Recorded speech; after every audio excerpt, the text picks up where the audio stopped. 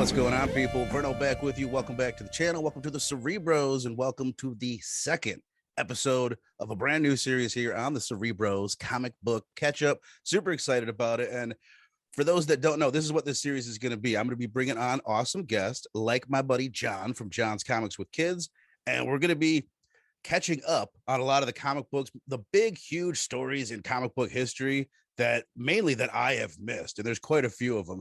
And this is one of them, The Death of Gwen Stacy, Amazing Spider-Man number 121 and 122. And John, the reason, one of the many reasons why I wanted you on this, I was watching one of your shows that you do, the Saturday morning comics and kids. Is that right? Yep. Yeah. With my daughters. Nailed it. And you had mentioned that this is one of your favorite Spider-Man stories. So I'm like, perfect. I know you know a lot. You got a lot of Spider-Man knowledge in you. So let's just go ahead and begin there. Like, what does this book mean to you? Like, were you first introduced to this story? So like when I was collecting as a kid in like late 80s, this story was like always lore. Like it was always in the background when you would hear about how this had changed Peter Parker's life and how it had made this huge impact. So I came across it as a trade. I had been reading individual issues that, scattered as the way young kids do. And I found a soft cover that collected these two issues plus little pieces from a few other issues in and around that kind of filled out, what was MJ doing at the time, what was going on with Harry Osborn, and gave kind of a backstory to some of that stuff. Because to me, I didn't know Gwen as a character. I knew MJ and his story was with MJ and all that. Me too. And so reading it was kind of a chance to be, I love that they included all that periphery kind of information, because I didn't know enough about Gwen, except that I knew she died, that she was not alive anymore. Hashtag spoiler alert. Sorry. For anybody who hasn't read a book from basically when I was born. So yeah, and then I read it, and it was this book that just had an emotional wallop. I mean, it really just shook me to see a hero fail, like on so many levels. As a friend to Harry, just fails. As a boyfriend to Gwen, there's several failures, and of course as a superhero, right? And to see such an iconic character blow it, right. It reminded you that he was still a young guy. It was not like, this was not, Bruce Wayne, the man, Batman. This is Peter Parker, the kid, Spider-Man, Spider-Boy in a way. And it was powerful. It had this huge emotional weight to it, Right. No, definitely, man. Like I said, it was one of those, I was so unfamiliar with Gwen Stacy. Even like when the Amazing Spider-Man movies came out, my reaction was, why are they putting this blonde? Why are they doing this? That's like disrespectful to MJ. I don't want any part of that. But I was so happy to like go back and enjoy it. Like, not just like, oh, that's a cool story, like knock it off, check it off the list, but to enjoy it. And it's kind of, after reading this, I've went back and read a lot of Stan Lee stuff, the Ditko era, some Romita Senior stuff. And like over the past couple of weeks, like I've fully become a classic Spider-Man fan. So it's kind of, that's awesome. Set that off in me. I was going to say, because you had mentioned that there are trades out there that will, because it's pretty much just these two comics are the story. Right. But there are some trades that try and just give a little bit more flavor to it. Like you're saying, some more context to Gwen Stacy. I looked up one. Because Harry's journey is also really interesting. And I think that it's easy in these two issues to be like, he's kind of a random little inclusion, but his journey is big in this as well. Right. There was one trade that I looked at, and I just went ahead and read everything that was in it. And it goes back and it tells the story. Oh, where is it? I had it here. Okay. Amazing Spider-Man 88 to 92 there's a Dr. Octopus story that leads to the death of Captain Stacy, Gwen Stacy's dad. And for me, that just gave like a little bit of like you said, a little bit more context to Gwen Stacy and the dynamic between her relationship with Peter and her relationship with Spider-Man. And it's not like, from what I understand, she's never been a character up till this point that was super fleshed out, right? I mean, she was always in Stan Lee fashion. Right. The women were always just a foil or an element to give the hero something to fight for, something to lust after or to want. In the same way that I think Jean Grey was horribly underwritten until Chris Claremont came along. I think Gwen was something of a simple two-dimensional, not so three-dimensional character. Right. And yeah, this gave her life story a lot more weight. This moment, I will just say, I've been mentioning it on the show a bunch, but at the end of the month, I'm doing another episode of Comic Book Catch Up on Spider-Man Blue by Jeff Loeb and Tim Sale, which that I could imagine. I haven't read a whole lot of Spider-Man, but if you're going to read anything that's going to add more emotional weight to this story, it's Spider-Man Blue, because it really tells, like, it gets into detail about the developing relationship between Gwen Stacy and Peter Parker. And it's great. Have you read that? I assume you have. Yeah. Oh yeah, definitely. Right. Fantastic. Loeb and Sale are a great combo. Obviously Daredevil Yellow, I really enjoyed as well. Yeah, just super talented.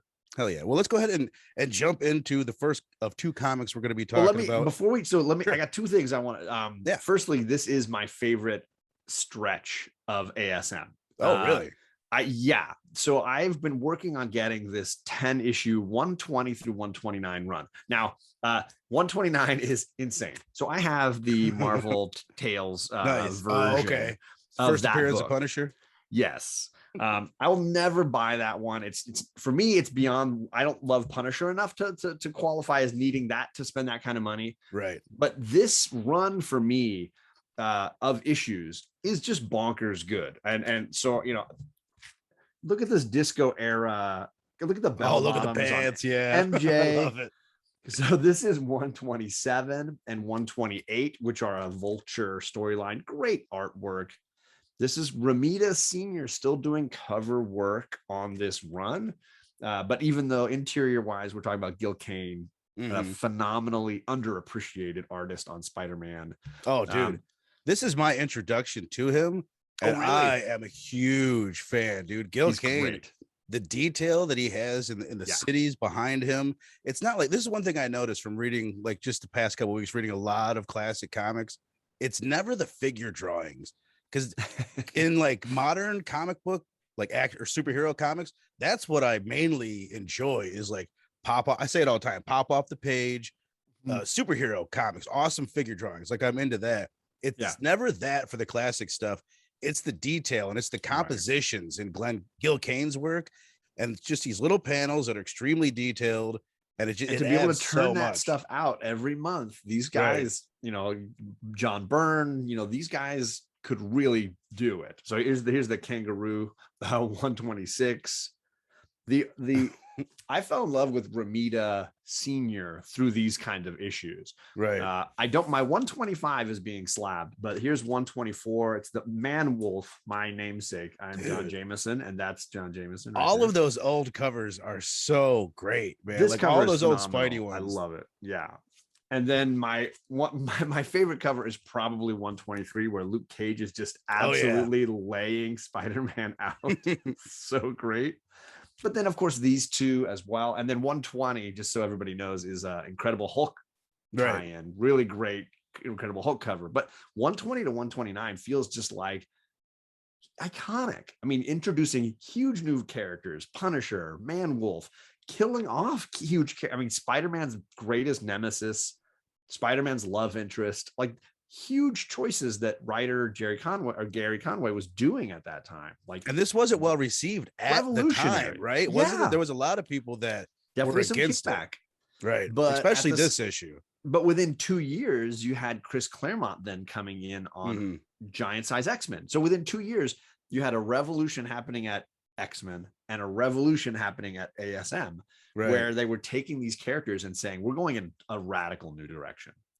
Right. And I think they were proving that DC was stuck in a rut and they were not going to find themselves in that same place.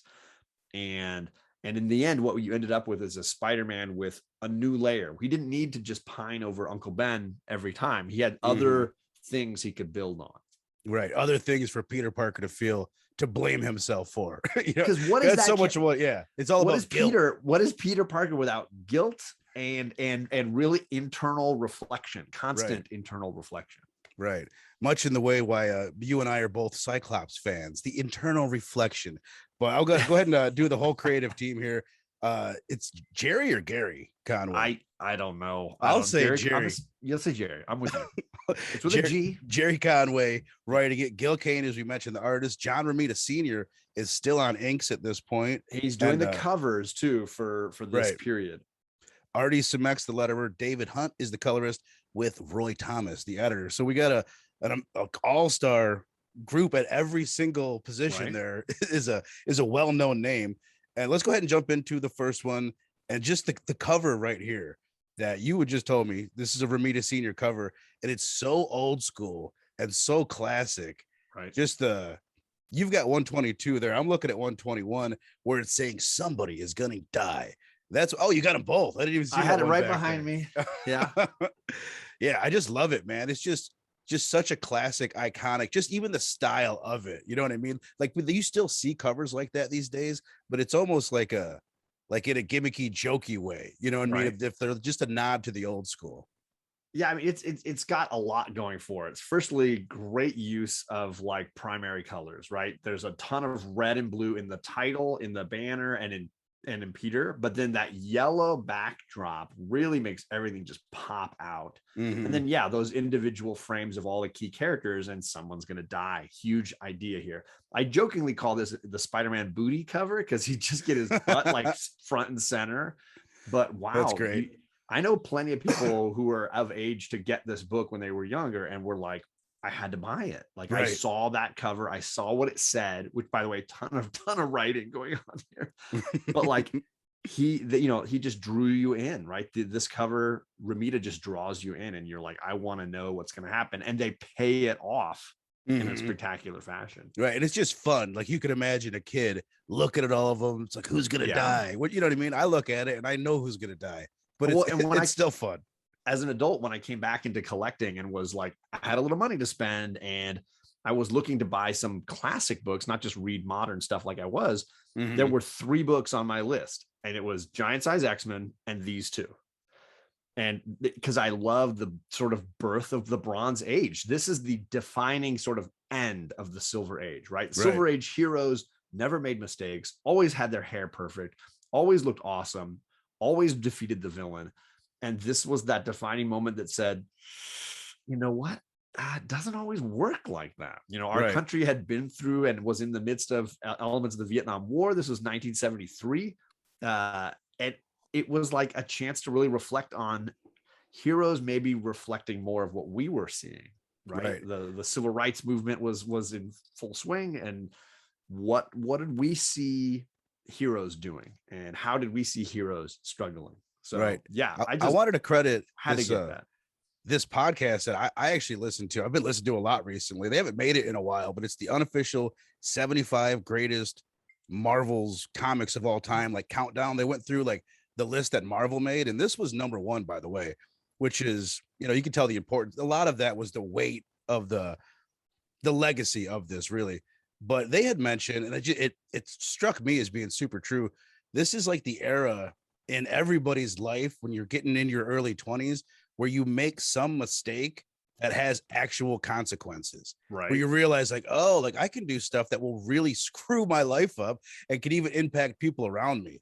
So it's like a maturing for Peter Parker. Oh, absolutely. And then a maturing for like the comic book world. Really, it's a part of that. Like you said, there's a few issues that stand out. Like if you're making a list of like the beginning of the Bronze Age, there's some Denny O'Neil stuff with Green Lantern and Green Arrow that gets brought up. But this is the other one. Like this is everything after this is the Bronze Age.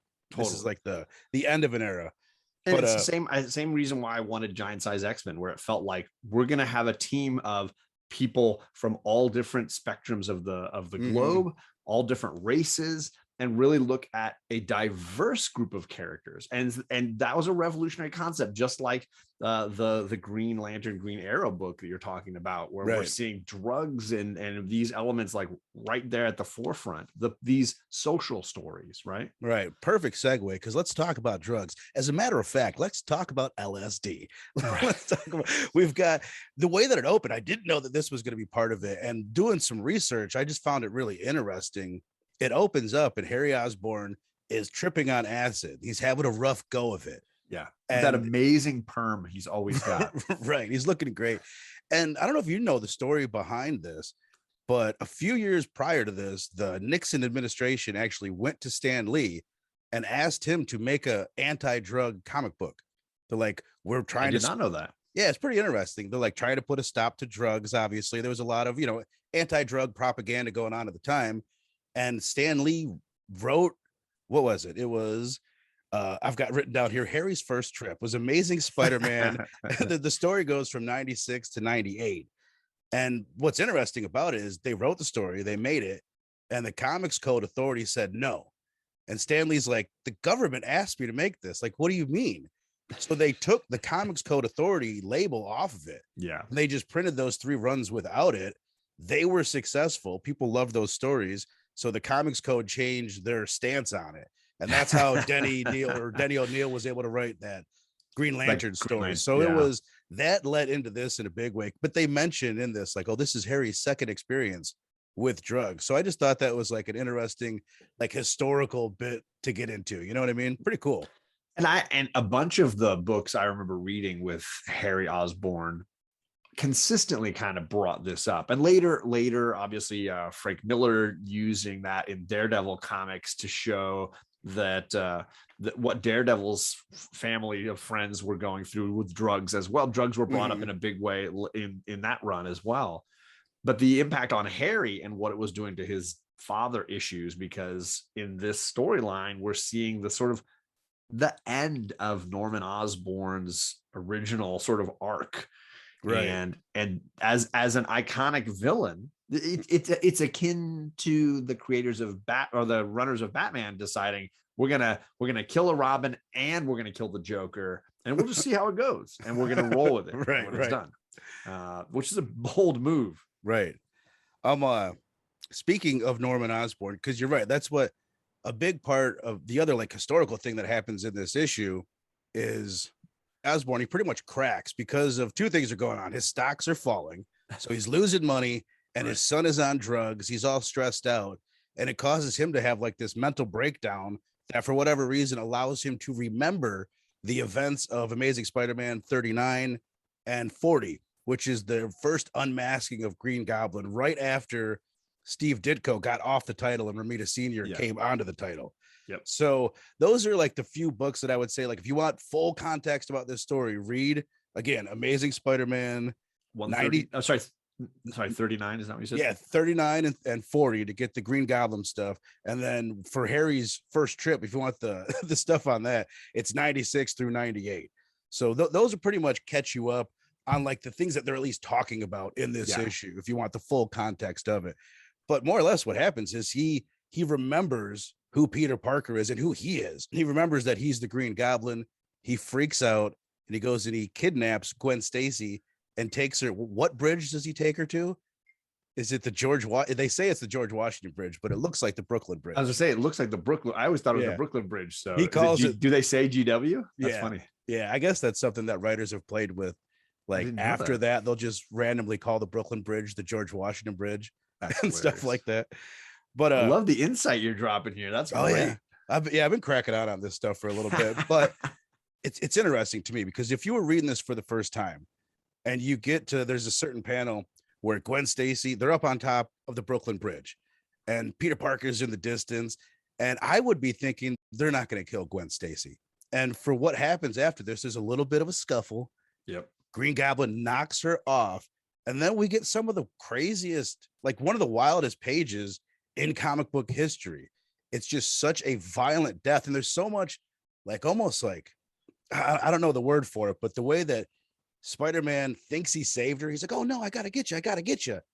And then you see in this panel, like the little snap mark where her neck gets snapped. He catches her by the foot, her neck snaps. And then he thinks he saved her. And he's like, not only am I the most dashing hero on 2 legs, he's like, I'm easily the most versatile too. And he's talking to this dead body. Yeah. And then he realizes she's dead. Like there's so much there that is so beyond what you'd probably seen before that in comics, especially for a kid to see that, it's still super impactful. Yeah. And you assume that he's going to save her and you see him get the web on her and you're like, yeah, it's typical Spider-Man issue. Right. That cover was just to make me buy it. Like, it wasn't legit. And then you see his reaction, which is basically what 122's cover is that him reacting with scorned anger and holding her body, and Goblin basically saying, I've done it, like I've achieved what I wanted to achieve. And shout out to, like you mentioned, the Andrew Garfield films, but same with the Tobey Maguire films. Like, they drew on this, both of them drew on this story, because it is such a watershed moment in Peter Parker's life. And in fact, the end, the way they sort of kill off the Willem Dafoe Green Goblin is this book. I mean, it is legitimately almost shot for shot like what happens, because I think it's just so well executed here. Jerry Conway really doing some top-notch work. Well, that's the other thing. Like, I didn't realize what all we were getting. Not only is this the death of Gwen Stacy, but the next issue is the death of Norman Osborn. So let's go ahead and get into that one. It's got the same exact as much team. As I love the 121 cover, this is the entire story in a cover. Right. You have Goblin throwing the pumpkin bombs. You have the dead Gwen Stacy in Peter's arms. You have the entire drama right here in one cover. And it's what, draws me in and draws I know this is the book that's not as popular, because it's like, oh, they bring Green Goblin back. Like, it's not for me, it's the cover that I love more, just because you see Peter's face, you see the anguish, you see the dead Gwen Stacy, and then it's Goblin front and center. Like, Goblin is dominating this cover. If I had to pick a cover, it's 122 for sure. That's the one that stands out to me. And then the two splash pages, the splash page at the end of 121 and the splash page at the beginning of 122 are brilliant as well. I absolutely love those. But what we got in 122, basically, story-wise, the major beats are that, of course, Peter's not happy. He's threatening. He's still quipping a little bit, which is kind of funny to me. He can't help it. He's still mad. It's just his nature, right? Yeah, he can't help but be a little bit quippy. But he takes Gwen's body down. He lays her down. They keep confirming that she's dead, which is interesting to me. They keep they say it like 5 times in the first couple of pages, just to tell the readers, like, she's really dead. This was not an act, right? This is not a gimmick. Yeah. So pretty much what you were saying earlier about Peter not being the best of friends to Harry, this is the part where he leaves her body. These police officers are arguing with him over it. He takes one of them, he throws him, he just chucks this cop. They're shooting at him. Shoot to injure, shoot to wound, which is hilarious. Who shoots to wound? Nobody. But he goes and he sees Harry, and Harry's still tripping. He's still on acid. Harry's got some super funny lines. He's like, don't leave me. If you leave me now, how will I ever know that you were here? Come to think of it, how will I ever know that I was here? Which is hysterical. But to your point, Peter's not a good friend in this issue.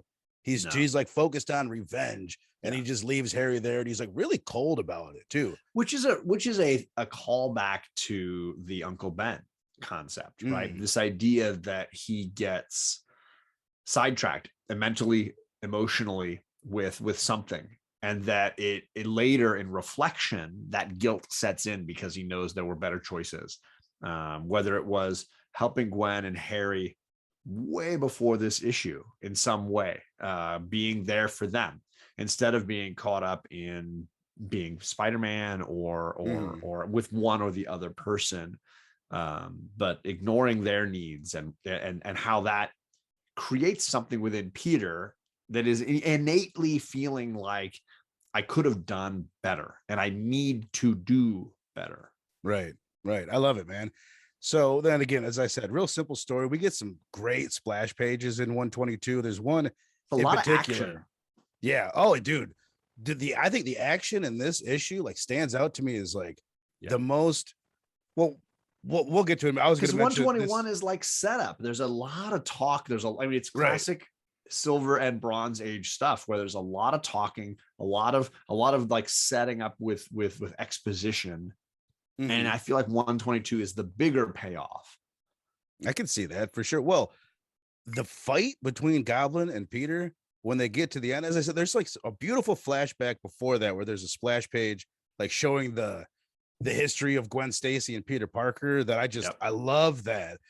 That's just a beautiful piece of work. And then, as you mentioned, like the fight between Goblin and Peter is like the most violent fight that I think I've ever seen in classic comics, like up till that point. Yeah. I mean, viewers out there, you might be like, bro, you're missing this, that, and that. And I'm sure I am, but it sticks out to me as being like just more over the top violent than most comic book fights at the time. Would you agree? Yeah, and I think it highlights both what Norman has just done, right, and Peter's feelings about it, and how he is reacting to that, you know. Right. So we, as you mentioned, also like we get, this is the thing that I was like, oh, this is so freaking cool. Like I didn't know we were gonna get this.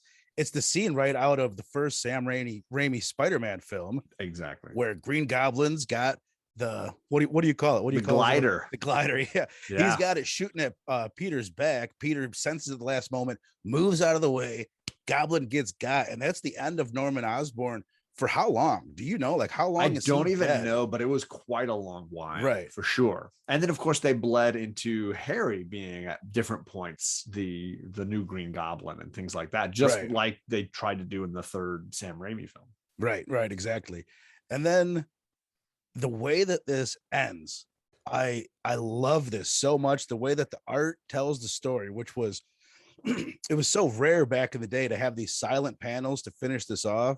Peter goes back to his apartment and Mary Jane's there waiting for him. And I'll just mention like the relationship that they had as a crew. Like I didn't quite understand the dynamics of Harry and MJ and Gwen and Peter at the time, how there was like a little love like square. And you could even throw Flash Thompson in there. Right. He was in and out of that story, that romance, those romances as well. Yeah, a big part of what Stan Lee always liked was love triangles, teen romance, that kind of stuff. I mean, it's clear in the original X-Men stories when all the guys, I think every single guy at one point or another mentions how attractive Jean Grey is and how they're all crushing on her, even Professor X. Right. So like in this case, I think he liked those dynamics, and seeing Peter as the unwanted, rejected boy, it felt relatable to him, and then relatable by proxy sort of to his audience. Oh yeah, for sure. And then so in this scene here, as I said, Peter comes back to his apartment, Mary Jane's there, and Peter's like being rude to her. He's like, what do you care, Mary Jane? You're the party girl, which is another bit that like growing up, just knowing the Sam Raimi films and like the Spider-Man cartoons, you don't get that idea of like Mary Jane's the party girl. No. Which is definitely what she was for like 20 years in comic books. But pretty much he's being very rude to her. He's like, what would you care? Yeah, but look at that outfit. I mean, she's clearly the party girl. I mean, look at the top and the bell bottoms and the platform shoes. She's got the party pants. Those are party pants all day. But this bit of storytelling here at the end, like I said, he's being rude to her. He's telling her just to go. She's about to walk out the door. You see her pause, and then she just closes the door, and the comic book ends. So she closes it with her on the inside. Yeah. Right. She's not doing the Michael Corleone, I'm going to leave you out. She's like, I'm closing me in on this. I'm not letting you push me out. Right. Because she recognizes in Peter pain and suffering, and she wants to be there for him. And it defines their relationship. This moment is when she goes beyond being a friend. And if you read all the early MJ issues, she's never been a real love interest for Peter. She's always been like the other cool girl or the party girl or the model actress, what have you. Right. And this was the moment when she became a heart, right? This other part to Peter. And that's kind of what a great moment. Yeah. Right. And that's kind of why I brought up like the dynamic of their relationship, because me just reading this at first, I was like, man, they're like setting up Peter moving to fall in love with MJ a little quickly here. But the way first of all, it makes more sense because of how tight their friend group was. Like she was friends with Gwen. It's not the way that I was reading it. This is not a romantic moment. This is a friend moment. Exactly. Yeah. But it builds that foundation that becomes something later on. Because they're both suffering. Let's be honest. Like she's close to Harry, who's going through something really dramatic, and she's aware of that. She knew and was close to Gwen, whose death just, so it's not like MJ's not going through these things either. Right. And it's a while before they're like Facebook official, right? Like there's a courtship between Mary Jane and Peter that lasts a while. It's not like they're dating in the next issue, right? No, not at all. And she's of course now by omission or whatever the dominant female in ASM for the foreseeable future. And even when they throw in Felicia Hardy, which I am not a Black Cat fan, like that character is way overrated. I'm sorry for people that are hating on me right now. I really like the way they slowly lead us to see how MJ is more than just a pretty face. And she offers in this moment that she shows compassion in a big way. Right. Let's talk a little bit about like the legacy. We've touched a bit on like what the legacy is of this book to the comic world and how it brought us into the Bronze Age, and it matured comic books up a little bit. But and I don't, but like the legacy of this book, like in the comics themselves, like with Harry and the Green Goblin and MJ, and just the symbol of what Gwen Stacy becomes in Peter's life after this. Like, can you tell me a little bit about the legacy from here on out in the comics? I know we jokingly say like nobody's ever fully dead in comics, right? Nobody's ever really dead. Gwen defied that logic as a character because she was a chance for them to say, we're moving beyond Stan Lee to a new era of Peter Parker's life. And Gwen's death will be the new defining moment. And it truly was. Like, it was a moment that was referenced constantly in the books to follow, which is why I love them so much. And it was not a thing where it was like 2 weeks later, he was over it. Right. This lasted. It had a lasting impact on Peter Parker. And that was something that made him so admirable, was that he couldn't just move beyond it. It impacted him internally. And even when they brought in Spider-Gwen and all these other things, it was never the same Gwen, right? He was never over it. And even when he had his romance with MJ and married MJ, he was still carrying this weight, carrying this burden, much like before Gwen died, he was carrying Uncle Ben, right? And his passing. So for me as a comic reader, it was this iconic moment where they took a character, in my opinion, arguably up there with Superman and Batman, as far as just the most iconic comic book characters, and decided to take a hard pivot in what that character's life was going to be. Right. It's kind of like what Tom King was trying to do with Alfred, I think. And maybe it's funny because at the time, like we said, this wasn't well received. We're like closer to the era of Alfred dying.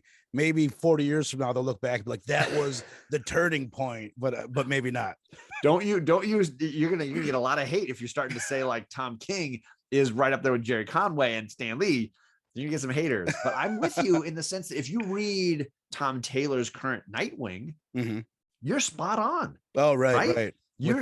That first issue of Tom Taylor's Nightwing packs the wallop of that silent moment of MJ closing the door. Right. Well said. Dick Grayson reading that letter is the impact we always wanted to get from Tom King's killing of Alfred, but that we were robbed. We never got the emotional impact. We just had the sort of moment, right?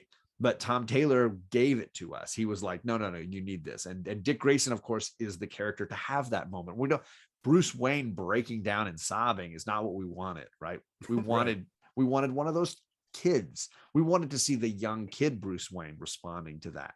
And who better to give us that than Dick Grayson? And I think that's where it happened. In this case, all that Peter's got is Aunt May.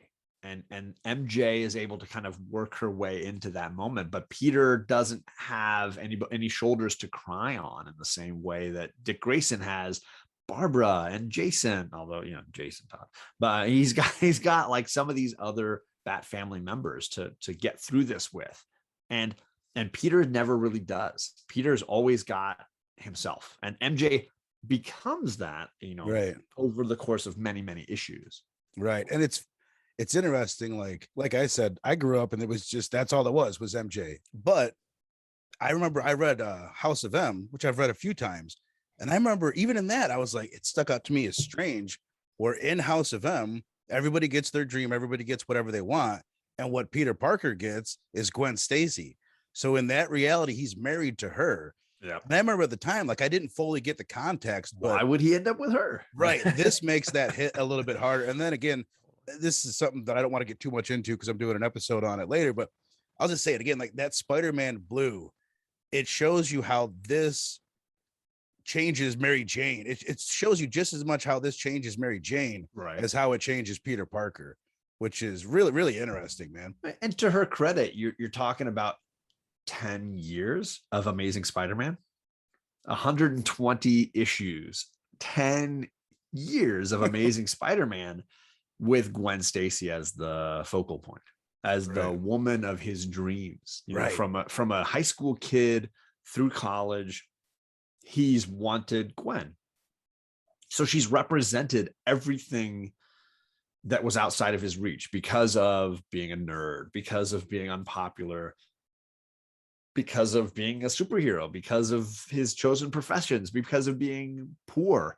Like she represented the things that he could have gotten, but because of X, Y, and Z, he couldn't achieve. Right. So to lose that so dramatically, I mean, it's always going to be the huge fish that got away. And it's going to, and it does eat away at him. And it's so great that the creators of House of M were willing to give Peter Parker that, because that's the legacy that she's left behind, is 10 years of pining. And as much as I love MJ, and of course she earned her place as wife, mother to his children, and all the things that she's been since Gwen's passing, Gwen was those 10 years. And that's, it's wonderful to pay homage to that history, the silver age, basically, Spider-Man. Right, for sure. Well, this has been pretty great, man. Let's go ahead and one more thing before we wrap it up. This just popped in my head.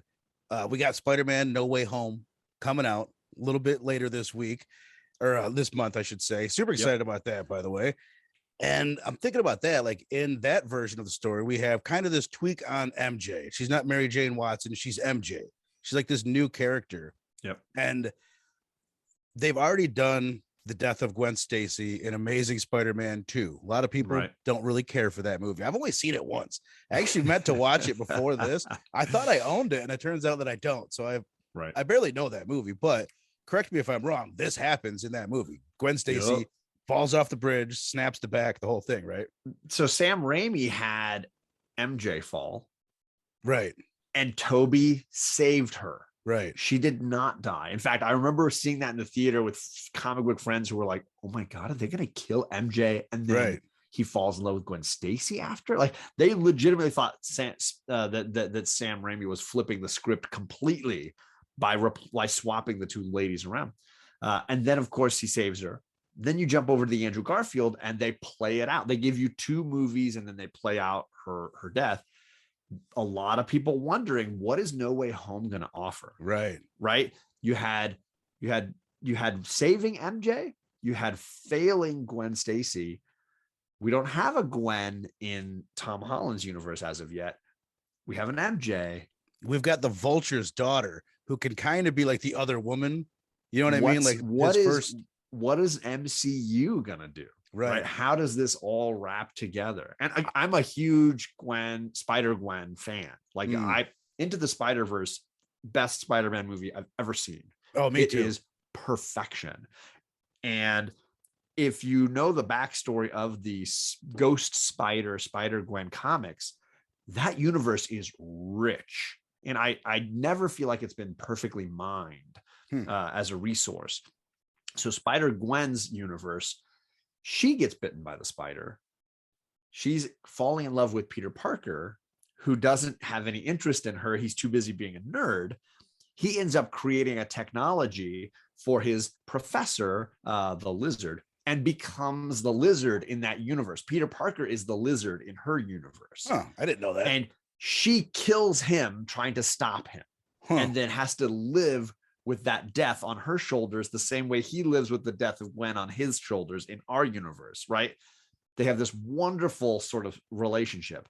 You also get Matt Murdock as the Kingpin in her universe. He's phenomenal as the main villain in her universe. When is this from? When, like, what era? This is all the Spider. Sorry, I got my little Lego Spider Gwen. This is all the like Spider Gwen. Oh, get a little background for universe where you get Gwen Stacy. So I want to say Jason Latour is the writer for most of it, but there's several, you know, in typical Marvel 2000 era cradola, they were constantly like, oh, let's start it all over again with an issue 1. And every time they did it, I was like, they robbed us of more greatness in that universe. And then they eventually just dumped her in our universe and walked away, which drives me crazy. That universe I found very interesting on its own. It just doesn't connect with all the others. And I think there's a lot of great drama in there. And they usually use it as like the first 3 pages just to get you caught up on all of it, instead of actually like telling us those great stories. But it was a wonderful way to bring Gwen Stacy back and flip the script and give us a different perspective on Peter, on Gwen, on that whole New York Marvel world. Right. No, that's it. Sounds interesting. I love what you're saying. Just the position that they put everybody in sounds interesting. Because the emotional dynamics are all the same. Right. We've just moved the pieces around a little bit. It makes it very exciting. Right. No, I love it. And it all plays off of these books. These books are the sort of hub that everything spins around. Well, it's because they have that emotional like punch to them. It's if that same story is going to be a good story 2,000 years from now. It's got this like Shakespearean feel to it, with like, oh, I'm trying to save her and I thought I saved her, but I killed her. And then my best friend's father died. It's like, it's so Shakespearean. Yeah, it's Shakespearean. It's Greek tragedy. It's all of these things. It's this high level drama done as kids entertainment. Yeah. And the actual like structure of the comic books, like these are well told, well drawn stories, in my opinion. I say this Jerry all the time. Conway does not get the respect I think that he deserves. Where's he? I just like I don't have like a great feel for like his stature in comic history. I was just watching Cartoonist Kayfabe, which I love that channel, with Ed Piskor and Jim Rugg. And these are just 2 dudes that really know what they're talking about. They're like that Jerry Conway garbage. They just mentioned that in passing. I'm like, is he looked down upon by a lot of people? I'm curious about that. I don't know how big his legacy is, but I do give him just a ton of respect for my favorite era of Amazing Spider-Man, which is these books. I mean, Ramita's drawings of Spider-Man are my vision. I had the bed sheets, you know, I had the magazines, I had the cups with his logo. It was always Ramita's Spider-Man that was the vision I had for Spider-Man. Nothing against Ditko or Todd McFarlane or any of these other guys. There was just, I felt like something about Ramita's art was somewhere in between the super skinny Ditko and the super ripped buff McFarlane, was this nice medium. Right. And I know he got a lot of crap for it because he did a very handsome Peter Parker, not this nerdy, bookish. You know, Ditko's Peter Parker was not as attractive and was supposed to look very different next to Flash Thompson. Right. Versus, you know, Ramita's Peter Parker was a really handsome guy. Like he just, you know, it was easy to look at and be like, oh, I wish I looked like that. Versus Ditko Spider-Man and Peter Parker, you'd look at it and be like, I'm glad I don't look like that. I could see why it'd be hard to get him to get the girl. I feel like if I try to get into Golden Age comics, like I've read like maybe 20 issues of Stan and Jack's Fantastic Four. I like them. I can get into them for the most part. I've read a decent amount of old Hulk. You know what I mean? The X-Men, I read all of Stan and Jack's X-Men, and I can get into those. I can get into that mode. In my opinion, and I'm not the only one that shares this opinion, I really think Stan Lee and Ditko's Spider-Man, like the 15, 20 issues that I've read, it feels way less dated than the Stan and Jack Marvel work, in my opinion. Yeah, I don't know if that's like a common, like a thing that people say, but for me, it's like, I don't know. There's a more mature, like feel to it. I am a big X-Men fan, and that's kind of going on this side a little bit maybe of me. Right. But for me, I tend to feel like Stan Lee's X-Men bothers me. And I don't have as much respect for, other than the creation of a concept and the usage of civil rights as a springboard to discuss superheroes. I give a ton more respect for Claremont for really saying, this is your concept. Why do you have 5 white people representing this concept? Like, this is stupid. Like, I'm gonna retcon this, and I'm gonna go in the correct direction. And include more women, include more ethnicity, really go and really get to the root of what you're trying to do. Right. And I always say, like, we look at it now, it's like, oh, there's a Russian guy and a German guy on the teams. Like, we don't think anything of that. A Canadian, a Native American, an African, like an Irishman, like there was one American on that team. Right. It's what I guess you can count Gene and Scott, but like the new team characters, there was one American and he was a Native American. Like that was it. Like, everybody else was from, if you count Gene and Scott, like, it's a whole other thing, but like the new team they brought in, one American and he was Native. Oh yeah, that's interesting. It was a bold choice. As far as his Spider-Man stuff, like Stan, I think, knew the root of Peter Parker and was able to twist that really beautifully. Same with his Fantastic Four, but that Silver Age stuff is hard to read. For me sure. Personally, there's a ton of reading involved, and I struggle with Silver Age reading, but it's hard to deny that they weren't tapping into a culture, that they weren't tapping into iconography. Because you look at that Fantastic Four team, that X-Men team, the original team, the Spider-Man, Kirby and Lee were really tapping into a new iconography for comic books. Yeah, well, definitely, man. Let's go ahead and wrap this up, man. I super appreciate it. This was an absolute blast. I'm planning on doing a lot more of these in the future. I'll definitely be asking you to come back and join me for some more comic book catch up. My pleasure. So what do you got going on? You got anything special coming up? I know you got the back and forth between your and Justin's channels for the you guys are going through Claremont's and Burns X-Men issue by issue. We're on the second omnibus. I don't own very many omnibus, but most of them are X-Men related. And so when I bought my first one, my buddy Justin and I decided to roll through these. We've had Verno join us, and we're going to have Verno again soon. So we're working our way through. We've finished the Dark Phoenix saga, and we're into the storylines beyond that. That's every Tuesday, alternating between No Good Comics and my channel. I do a Saturday show every Saturday, usually with my daughters, soccer season permitting, looking at whatever they're reading, whatever's going on in our particular stories we're reading. Also, once a month, I do a new comic book breakdown with my buddy Whitewell Comics, looking at whatever new books we've been reading, because we both tend to pick up stuff at our LCSs and like to talk about the most noteworthy books. We just did one last night, Wednesday night. I know this is going to air on a different night, but on Wednesday, Whitewell Comics and I were breaking down the new Venom, the new Venom, the new Hulk, and some indies as well, Radio Apocalypse and such. Ooh. So it's a fun little way to look back at the month and sort of recap some of the best stuff. And now coming up in January on my channel, we're going to look back at all of 2021 and highlight our favorites from the year. Oh, nice, man. Yeah, that'll be fun. Yeah. I'll go ahead and let people know, like, as I said, we got the Spider-Man No Way Home episode that I'm going to be doing the weekend after the movie comes out. Then, as I've said many times, Spider-Man Blue after that. And I do want to let people know these aren't all going to be Marvel. It just happens to be a lot of Marvel right off the bat. We are doing one.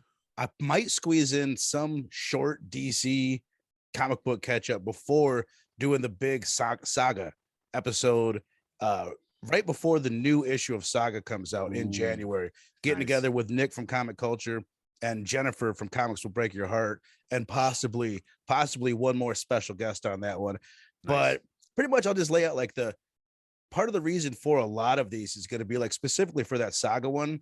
It's going to be for the people that like, oh, I liked Saga, but it's been a couple years since I've read that. Do I want to go pick up 55 or do I want to do a full reread? I'm doing the reread. Nick's doing the reread. I assume Jennifer's gonna. So if you don't feel like doing that, we will get you caught up so you don't have to do all of the rereading. Just come and enjoy the episode, and we'll set the scene for you for the upcoming Saga stuff. So I super appreciate you, man. This was a ton of fun. We got to do this again. My pleasure. I mean, if ever there's books I want to talk about, it's this and it's X-Men. These are those Bronze Age books that really defined my collecting. So yeah, my pleasure. Awesome, man. Well, these are some of my favorite era to talk about. So everybody out there, make sure you hit the like button on your way out, comment below, sub up to both of our channels if you have not. We'll see you next time.